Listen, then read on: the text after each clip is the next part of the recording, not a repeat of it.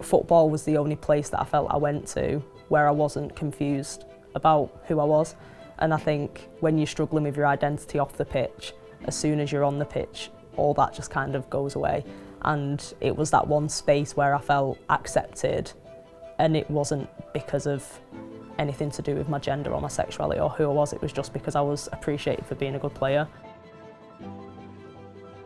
In school, obviously, I got picked on quite a lot for my colour of my skin, and so I was already going through confusion with who I was and my identity in general.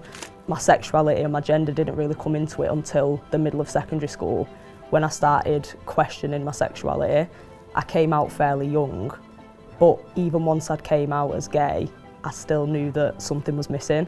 I just couldn't articulate it, I didn't know what it was. I don't think anyone expected me to come out as non-binary. Once I explained it to them and I came out and I told them how I felt, it all kind of made sense. All the things that I didn't like about myself or didn't understand, people started going, that makes sense now. It kind of felt like all the weight that had been on my shoulders that I didn't understand where it was coming from suddenly got lifted. I took a little break out of football, and Glenn, the manager at Huddersfield, approached me a few months after. I was adamant I didn't want to go back to football. I'd made peace with it. I was like, I'm retiring, I'm hanging my boots up.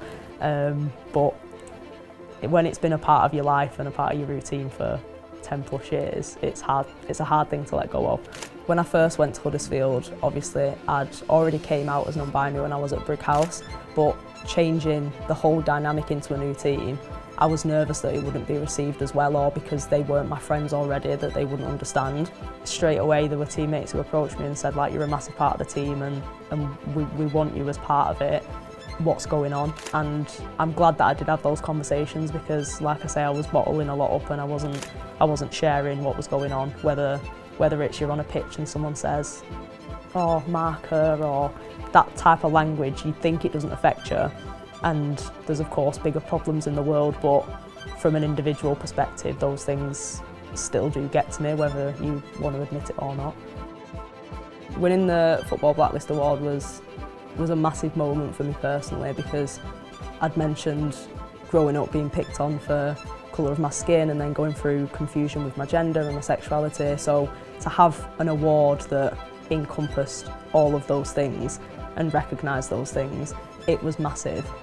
There's always going to be people who disagree, and there's always going to be people online who might spread hate or not understand, but as long as one person is trying to be a positive voice, more people will jump onto that. So I think it's important to not allow social media to become a toxic place, and if you have to take the burden of being the voice that tries to speak out against something that you believe is wrong, or speak out for something that you represent yourself, then I think you should do it. I made the decision to talk about being non-binary publicly when I'd realised that so many people were being misrepresented. There were so many younger people who were probably growing up the same as how I did, wondering who I was, questioning my identity. And I thought, if I can maybe just be one voice out of many to explain how I feel, it might help someone else along their journey. There's so much power in being a voice for a community that might feel unseen or unheard.